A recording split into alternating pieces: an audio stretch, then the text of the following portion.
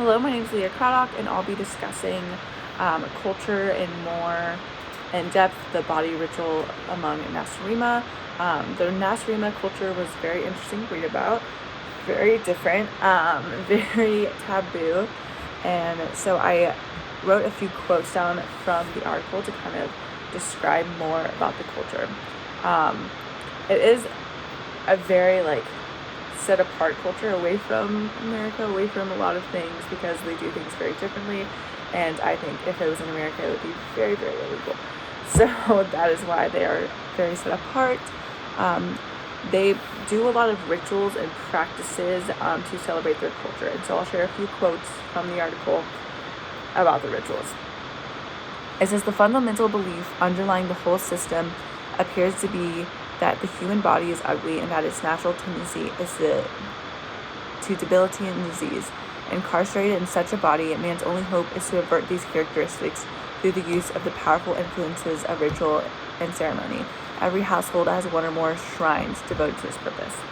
I thought that was specifically very interesting because it talks about how the body is ugly and that its natural tendency is to debility and disease, which is very different than what I believe and what I think a lot of people believe in American culture, and specifically with me, being a Christian, just thinking oh, all of you are just ugly.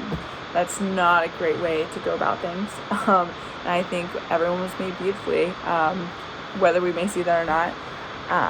And so that is the first thing that stood out to me. A few other quotes are about their rituals. One is just kind of a ritual of the mouth to cleanse that,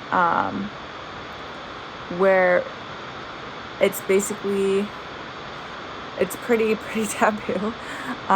It's inserting a small bundle of hog hairs into the mouth, along with certain magical powders, and then moving the bundle into a highly formalized series of gestures. So that is the mouth ritual to cleanse the mouth, and that is very hard to read because I have a hair phobia, so it was really rough for me to read that sentence.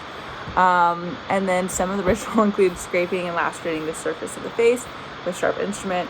Women bake their heads in small ovens for about an hour. All of the rituals and all of the practices have different kind of rules and tendencies, different timelines. You may not do all of these all the time. I do some more annually or every few years and all of that.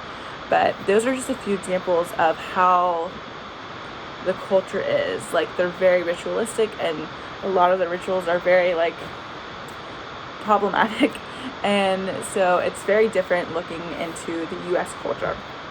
And then talking about my personal culture, I don't really have a culture that I would set myself with. I'm half Hispanic, half white. We didn't really have any cultural practices that we follow, except having tamales on Christmas Eve. But besides that, that's really all I have. I have no maybe American practices that I would consider myself doing. But what I do know is that I have religious practices that I follow. And those include going to church, volunteering, going to worship services, and a church service is connected to a U.S. cultural worldview because the Christian religion was a foundation for many cultural values and many laws that were in place. Even the founding fathers mentioned the Christian religion. So it's always been very a part, I think, of the U.S. American culture, whether people believe that or not or notice it. It always has been.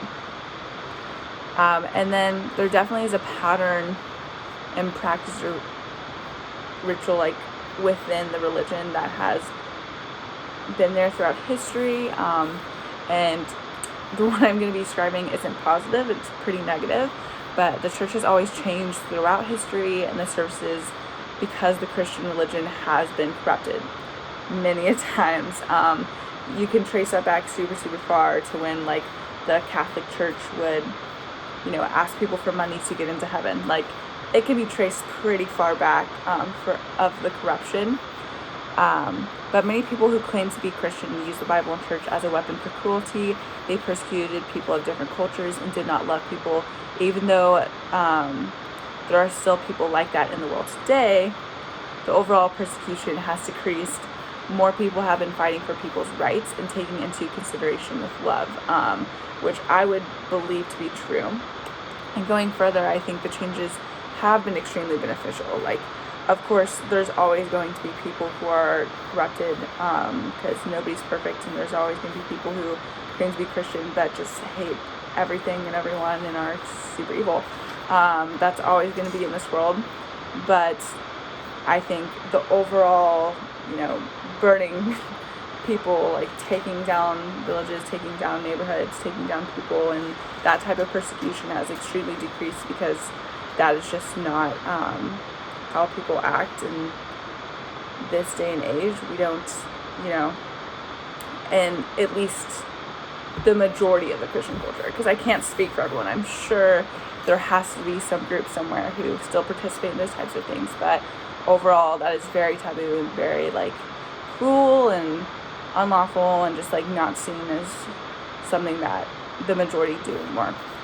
And the Britannica it's a helpful source that adds a little bit of information of yes, the changes have been beneficial. It says the Anglo-Saxon free churches made great efforts to bring the social atmosphere and living conditions into line with the Christian understanding of human life. Methodists and Baptists addressed their message mainly to those segments of society that were neglected by the established church. They recognized that the distress of the newly formed working class, a consequence of industrialization, could not be removed by the traditional charitable means used by the state churches. So that's just one little segment of, the broadness of Christian churches and how they have changed. But I think it really kind of puts that credibility where there has been change. Whether some people believe it or not, there just has been. And of course, there's always going to be people who believe false things and treat people or just persecute people for their cultures and for who they are, and that's terrible. But the established church has changed tremendously and has kind of realigned their understanding to be with what the Bible says, and not just using the Bible as a weapon to be hateful, but instead of that, realigning their lives to follow what it says. So that is kind of my overall understanding of my culture compared with the Nacirema culture, and it's very interesting to read. And I haven't really thought that deeply about my culture, because I don't think I would place myself with one, but when going towards it in that direction, it really was helpful in understanding the different kind of practices that I even have, and the different cultures that everyone will have. So yeah, that is my video. Thank you so much.